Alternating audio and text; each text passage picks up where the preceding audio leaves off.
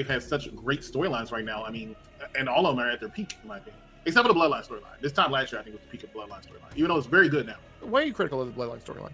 I'm not critical, but it's hard to top last year. This time last year, you had, Jimmy Uso and Jey Uso kicking Roman in the face, and they had that great match with Solo and Roman versus the Usos.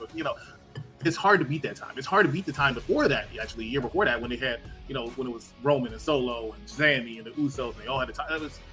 You're not going to be able to beat it. Now, granted, they're still doing a good job. I think the addition of Jacob Fatu works very well for the Bloodline. I think it makes it more credible. But, I mean, realistically speaking, people are still not going to look at them like they did the Bloodline last year. And all they want is Roman to return. But doesn't that mean that the storyline is working? I'm not saying the storyline's not working. I'm just saying it's not its peak. It's a different peak. I feel like this is like mountain climbing on a different mountain. Yeah, we climbed that mountain. Now we climb on another mountain. This can be a peak. Always want to talk about Mount Everest. Unless you get hit by a bus.